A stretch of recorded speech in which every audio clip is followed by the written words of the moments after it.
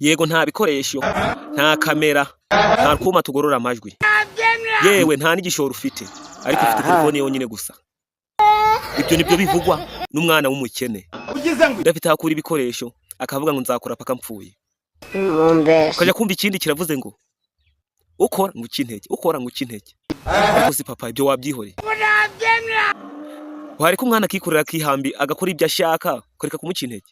Aho kugasanga undi yakoze, undi ukumva urundi ruravuze ngo sinzakora, nzirwa mu bakobwa, nzirwa mu ndaya, ariko nshintege bariya.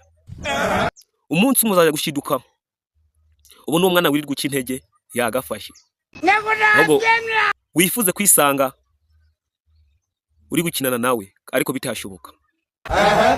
Uwo wirirwa ukintege ushobora gusanga ubaye umukozi we bitunguranye.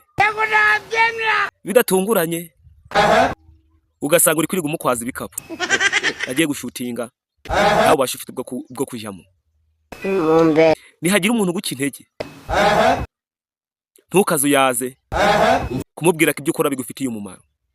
Nakubwira ko ntaho uzagera, uzamubwire ko naho ugeze utaruzi kuzahagera. Nakubwira ko ntacyo uzimarira, uzamubwire ko nibyo wimariye utaruzi kuzabya.